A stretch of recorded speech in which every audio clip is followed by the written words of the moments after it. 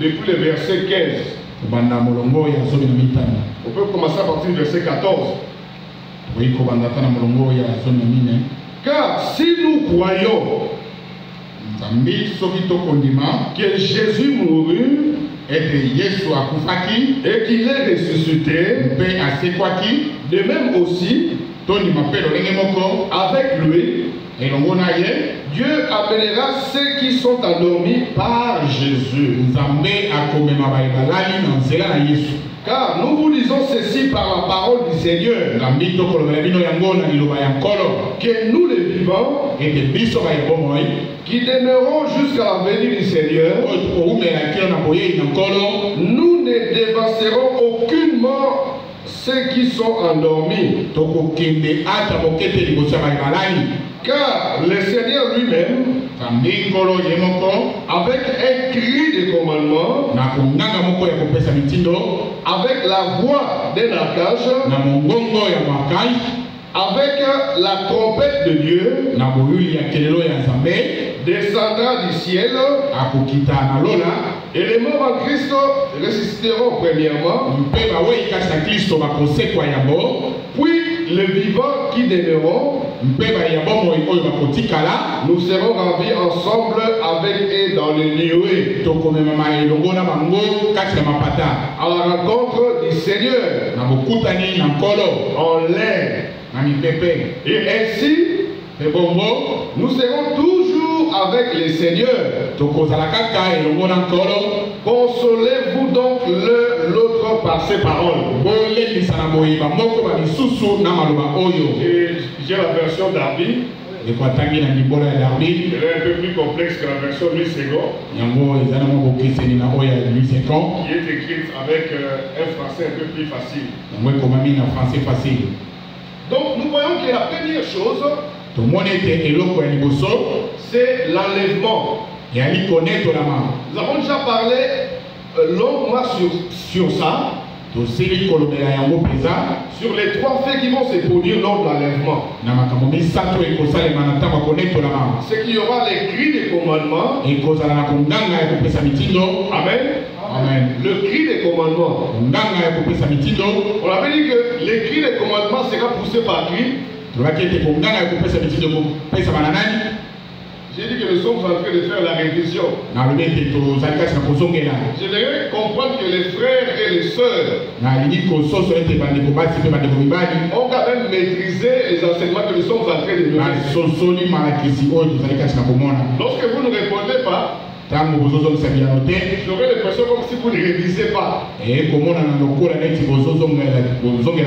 Donc il faut que vous répondiez pour que je sente que réellement les frères ont maîtrisé les enseignements qui sont donnés ici. Amen. Amen. Donc il y aura premièrement les cris des commandements.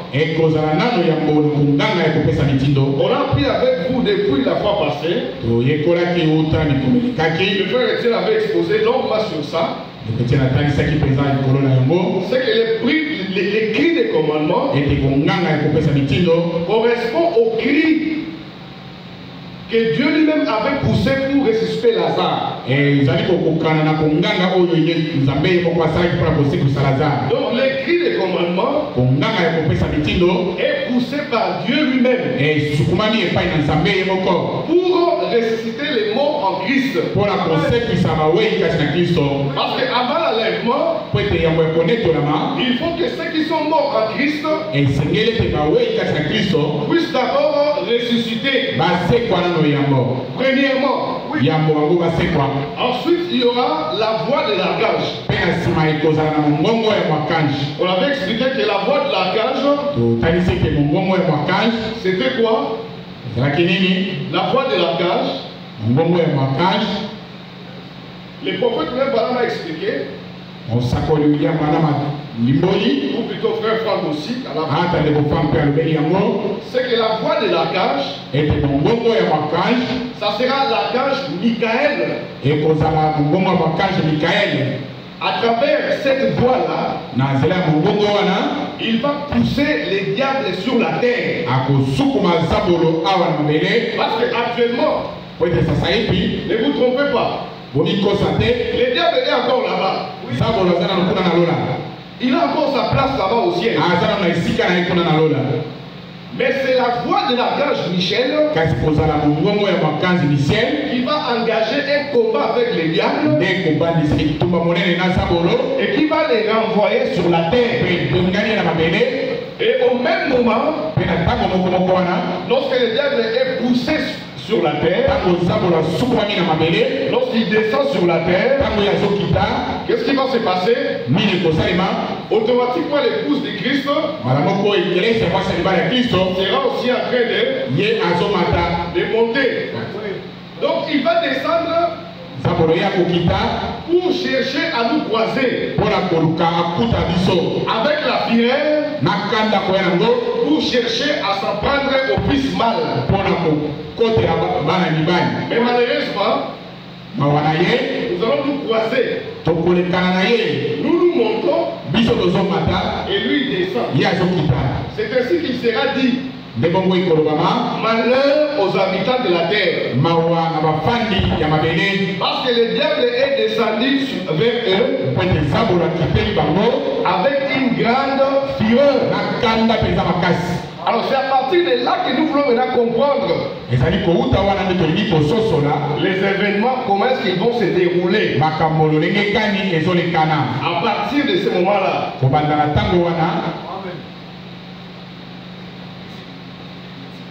Le marqueur fonctionne, et plutôt écrire bien.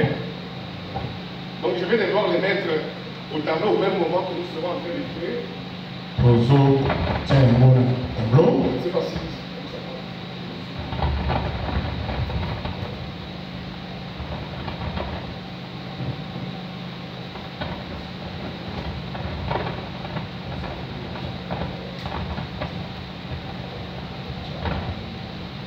parce qu'il y a eu beaucoup de problèmes sur cet enseignement.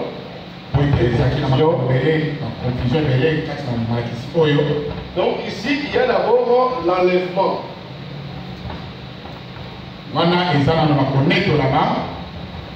L'épouse est enlevée. Alors automatiquement, lorsque l'épouse est enlevée, l'état de la grâce prend fin. Pour les nations. Dieu maintenant se tourne vers l'Israël. Mais à ce moment-là, qu'est-ce qu'il y aura? Il y aura tout de suite conclusion de l'alliance.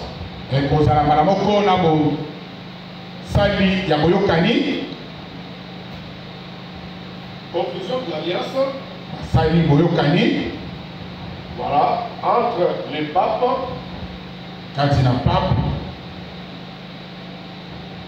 il y a l'OLP et le monde arabe.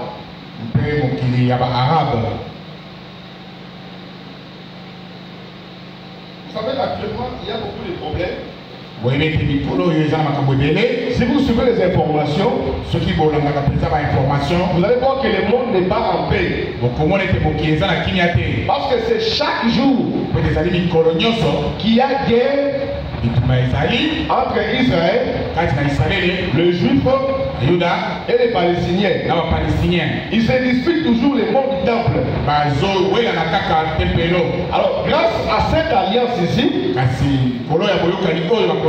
qui sera faite entre le pape, l'OLP, le monde arabe et Israël.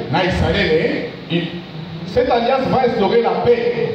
Il faut comprendre que non, les papes est une très bonne personne. Il a décidé de nous unir, de nous réunir et de mettre la paix. Nous ici nous sommes calmes. Mais à ceux qui vivent en Palestine ou même en Israël, ils sont toujours sous tension. Parce que les bombes arrivent à tout moment. Et les gens pleurent. Ils disent mais qu'est-ce qu'on doit faire pour mettre fin à ça? Israël a même intégré dans son gouvernement quelques personnes du monde arabe. Et ils ont même été élus des députés. Quelques Palestiniens. Tout ça pour montrer aux Palestiniens que nous vous aimons. Nous voulons la paix. Mais malgré ça, il y a toujours des problèmes. Les États-Unis ont tenté de mettre la paix. Ça n'a pas marché. La France a essayé plusieurs fois. Ça ne marche pas. Alors ça sera les papes qui viendra vraiment avec la paix. Parce qu'il va mettre à la porte tout le monde. Les chrétiens, les islamistes et le judaïsme. Et ils vont comprendre que non, nous avons tous un seul Dieu. Et donc observons la paix. Alors, puisqu'il y aura cet accord, ça fera que les papes puissent prendre la place. Il va prendre la place de Dieu dans les temples. Dans les temples de Jérusalem.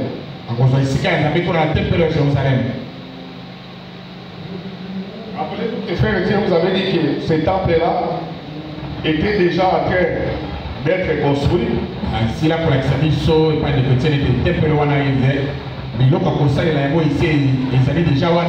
Donc on a déjà acheminé les choses qu'il faut utiliser pour construire ces temples. Frère Franck était passé par là. Il a vu qu'on avait déjà déposé les chevrons. Et pratiquement tous les matériaux qu'il faut utiliser. Donc d'ici là, ce temple-là sera reconstruit. Alors, une fois que le temple est reconstruit et que l'alliance aura été conclue pour la paix, les papes viendront s'asseoir dans les temples. Alors, quand les papes s'assoient sur les temples, au même moment, toujours pour Israël, Dieu va susciter les deux témoins. Il va susciter les deux témoins. L'esprit d'Élie et de Moïse.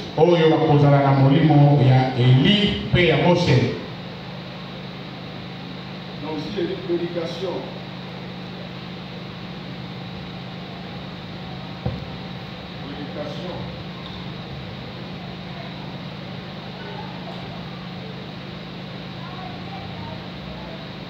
prédication de deux témoins.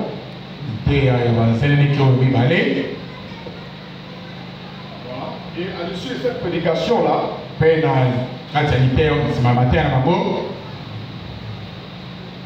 cette prédication-là qui fera en sorte que les 144 000 puissent croire.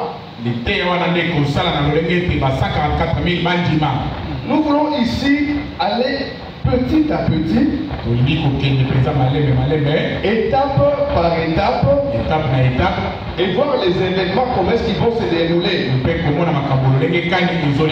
J'aurais voulu que vous ayez tous un stylo et un calepin pour noter. Parce que nous allons évoluer comme ça jusqu'à ce que nous entrions dans l'éternité. Nous voulons comprendre comment est-ce que les choses vont se passer. Mais puisque le tableau aussi est trop petit, on sera parfois obligé d'effacer. C'est pourquoi il faut noter. Alors, à l'issue de la prédication ici des deux témoins, il y aura la repentance.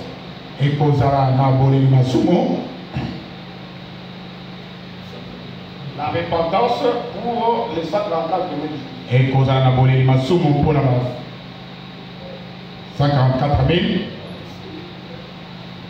Donc, ils seront à cet effet justifiés. awa bakolongisama. Ils vont expérimenter aussi la sanctification. Bakobika pe kobulisama. Ensuite, également le scellement. Pe tima otiamandanga. Nous avons parlé ici de cette partie à l'eau et à l'âge. Beli eteni oyo na molai. Que lorsque les deux témoins vont prêcher, Ete tango bazeli ko bibali bakoteya. les 144 000 vont croire. Ba 144 000 bakondima. Lorsqu'ils vont croire, Tango bango bakondima. Jésus-Christ va descendre. Yesu Kristo akokita. Je ne sais pas si il faut que je mette ça comme une étape, ou plutôt tout simplement ici à l'intérieur. Voilà. Donc ici, il y aura la descente de Jésus-Christ. Awa Yesu Kristo akokita. Il descend pour se présenter à ses frères. Akokita pona koya komitalisa epai ya bandeko na ye. Mais observez, pendant ces temps, Botala ete na tango oyo l'épouse est toujours au ciel. mwasi na libala azali kaka mpona na lola. Les élus, Aponami ils sont toujours au ciel. azali kaka na lola. Et pendant jusque-là 3 ans et demi. Tikino makambo nyonso bandi esali mbula misato na ndambo. Donc c'est la première moitié de La dernière semaine. voilà la première moitié de la dernière semaine. Voilà. Ezali eteni moitié ya yambo ya poso ya suka. L'épouse est là-bas au ciel Mwasi na libala azali mpona na lola dans la fête des noces. na kati ya fete ya libala. Amen. Amen. Donc nous serons en train de fêter. Wana biso kati na fete. C'est ça la grâce que Dieu nous a faite. Nde ngolu oyo nzambe asali biso. Pendant que nous montons, Tango biso tozomata nous allons au ciel. tokei na lola Nous allons durer là-bas combien? 7 ans. mpona tokosala mbula sambo. La fête de noces va durer 7 ans. Fete wana ya libala ekosala mbula sambo. Mais à la moitié de 7 ans, Kasi na eteni ya yambo ya 7 ans Dieu nous laisse. nzambe atiki Pour faire quoi? Pour descendre et se présenter à ses frères. wana atiki biso akiti mpona koya komitalisa epai ya Alors, frère bandeko na Madame ye. explique, il dit c'est l'histoire, c'est le titre de Joseph avec ses frères. wana malobi ete ezali elingi ya joseph na bandeko na ye. Joseph avait épousé une femme des nations. joseph abalaki mwasi ya mabota. Alors quand il a voulu se présenter à ses frères, Tango aye komitalisa epai ya bandeko na ye. il a laissé cette femme des nations au ciel. Atiki mwasi wana na mabota kuna na lola. Joseph avait laissé dans une chambre, dans le palais. joseph atikaki ye na kati ya palais. Et il est sorti seul pour se présenter à ses frères. mpe abimi ye moko mpona komitalisa epai ya bandeko na ye. C'est exactement la même chose qui se passe avec Jésus-Christ. ezali mpenza lolenge moko na yesu kristo. Il nous laisse ici, nous l'épouse au ciel. atiki biso mwasi na libala kuna na lola. Mais lui descend ye akiti pour se présenter à ses frères. mpona komitalisa epai ya bandeko na ye. C'est aussi là que ils vont regretter nde epai wapi bango bakolela parce qu'ils vont le voir avec des plaies. po ete bakomona ye na bapota na ye. Ils vont dire pourquoi tu as des plaies comme ça? akotuna mpona nini oza na bapota boye. Il va leur dire que mais c'est vous qui m'aviez blessé akoyebisa bango ete bino nde bozokisaka ngai lorsque vous étiez encore dans l'ignorance. ntango bozalaki kati na kozanga koyeba. C'est vous qui m'avez donné toutes ces plaies ici. bino nde bozokisi ngai bapota oyo nyonso. Alors au même moment, na monga moko wana ils vont expérimenter ce qu'on appelle la fête d'expiation. bakobika oyo babengi fete ya bopetoli masumu. Donc, et ils vont passer par les 3 étapes bango bakolekala biteni bisatu par lesquelles nous aujourd'hui nous sommes censés passer. epai wapi biso mpe tozali kolekela La justification, bakolekala kolongisama la sanctification kobulisama et le baptême du Saint-Esprit. mpe libatisi ya molimo mosantu. Alors, une fois que Jésus se présente à eux, ntango yesu akomitalisa epai na bango ils expérimentent les 3 faits là. babiki makambo wana misatu. Jésus-Christ va d'abord poser ses pieds. yesu kristo akotia nano matambe na ye. Il va retourner, il va d'abord retourner au ciel. akozonga na lola. Alors ensuite, il va encore poser ses pieds. nsima akotia matambe na ye. J'ai le dos ici. Voilà. Le Seigneur pose ses pieds sur la terre. atie matambe na ye na mabele.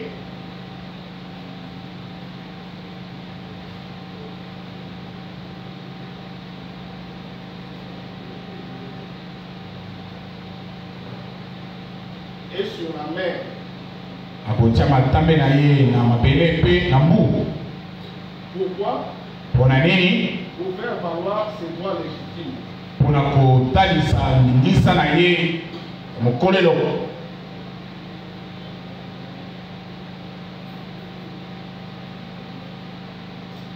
Voilà, c'est Apocalypse 10, 1. On a ezali na lemoni c'est mon zomi molongo ya elongo.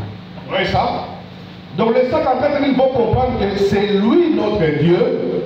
144 000 bakoya kososo ete yende nzambe na biso. C'est lui notre Messie. Yende Messie na biso. Mais celui qui est assis sur le temple là, Kasi oyo avandi kuna na temple lo, c'est un imposteur, azali moyibi, un aventurier. azali mpenza moyibi, C'est l'antichrist.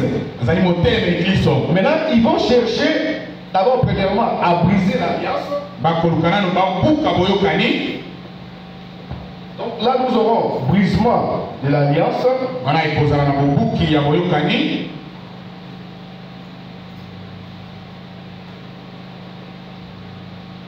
Voilà, brisement de l'alliance.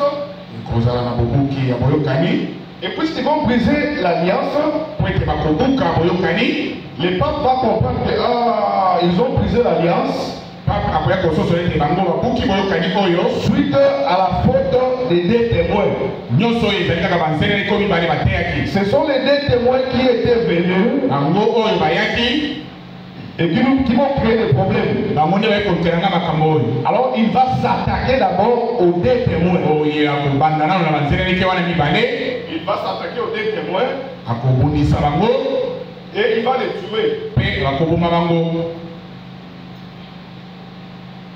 Là on peut écrire mise à mort. Mise à mort de deux témoins.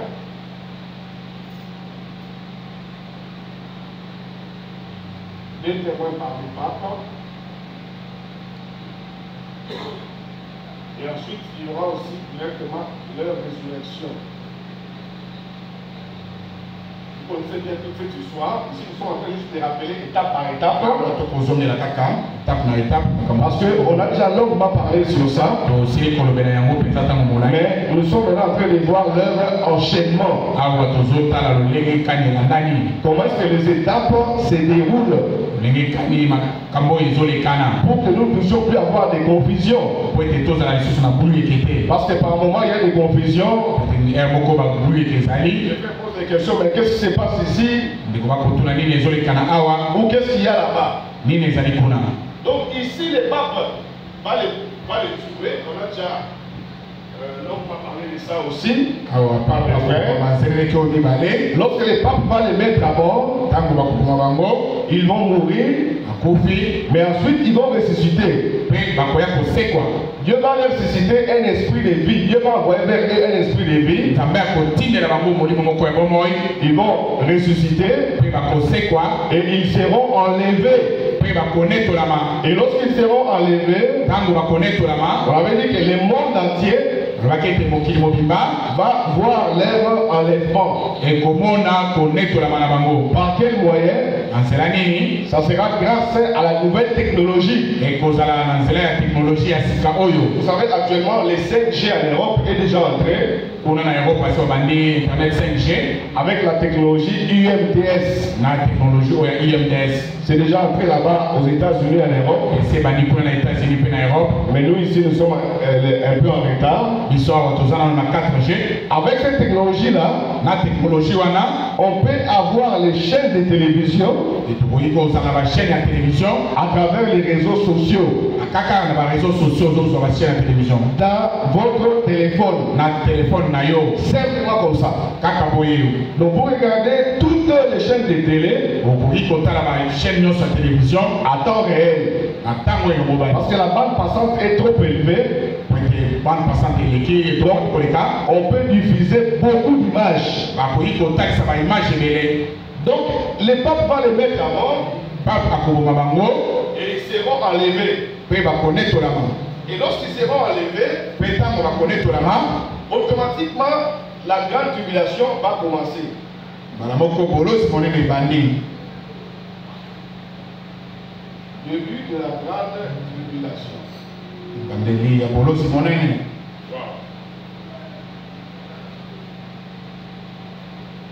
Alors la chose qui va quand même égayer un peu, Ce que Frère Franck dit dans la grande tribulation ici, qui va encore durer 3 ans et demi, mais les appelés seront épargnés. Les élus sont toujours au ciel,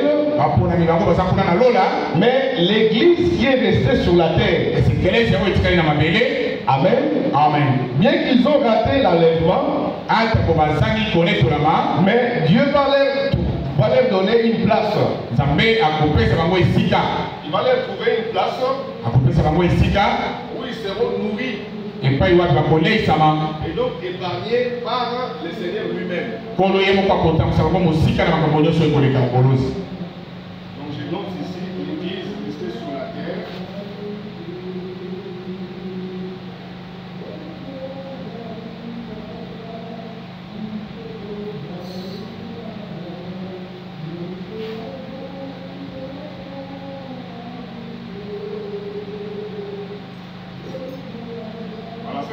Sera épargné par Dieu.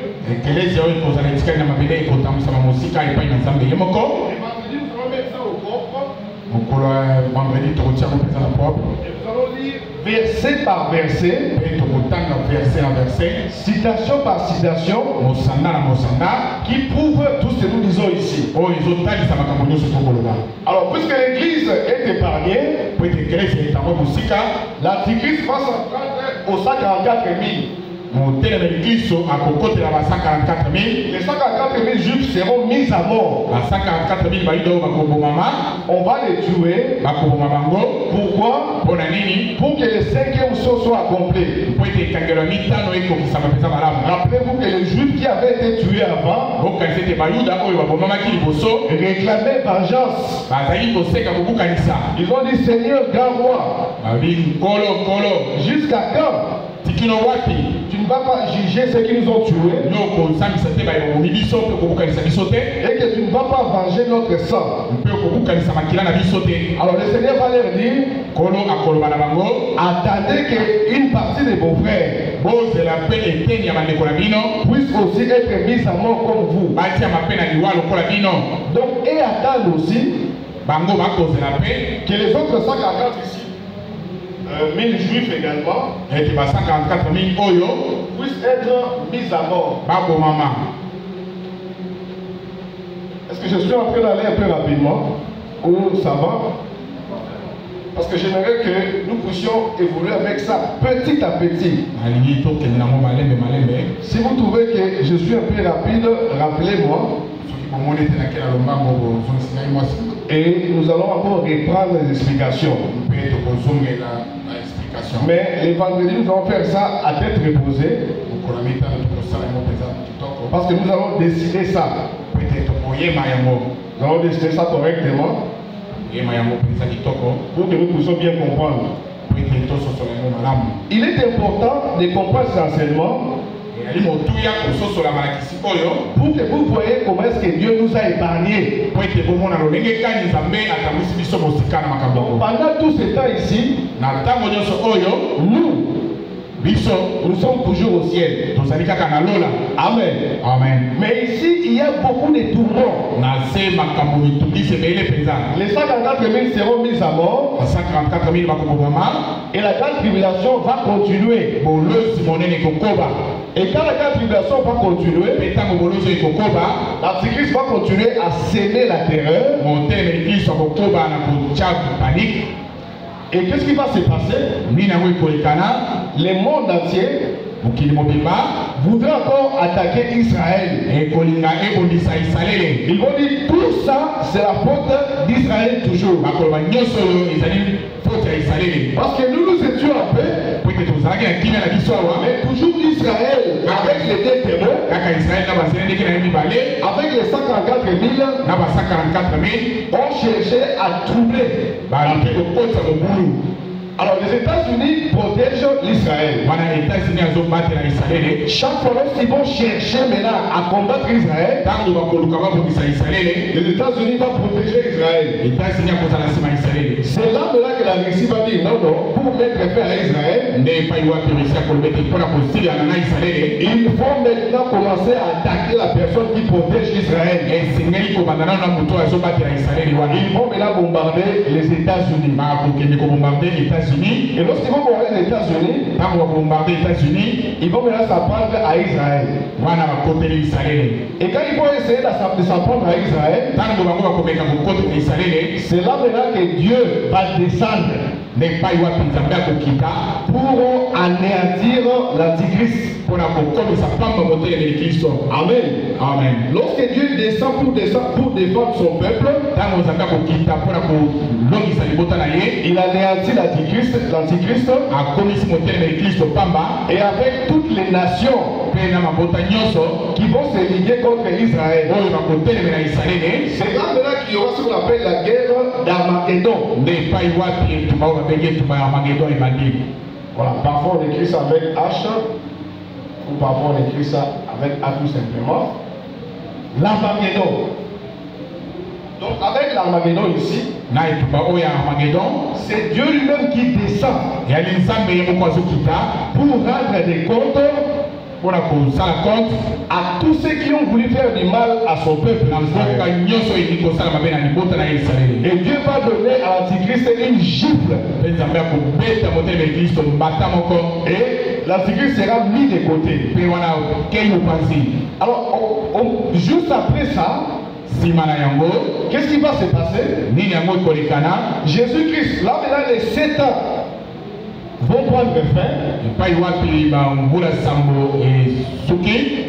Donc la fête de noces prend fin parce qu'on aura déjà fait 7 ans là-bas. Nous descendons maintenant ici sur les monts des Oliviers. Le Seigneur descend avec nous sur le mont des Oliviers. Pour faire quoi? Pour les jugements des verdicts divins. Le jugement des verdicts divins. Voilà. Alors le jugement des verdicts ici n'est pas à confondre avec le jugement du trône blanc.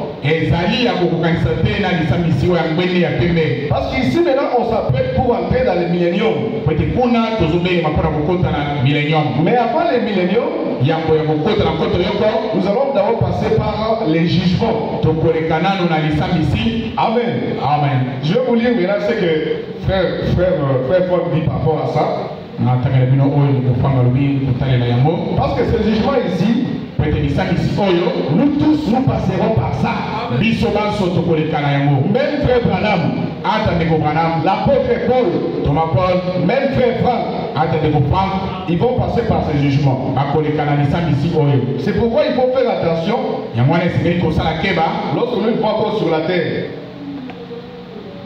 Parce que malgré la grâce, nous passerons aussi par les jugements. Vous allez voir ce que le frère Franck dit par rapport à ça. Frère Franck dit ceci au sujet de ces jugements.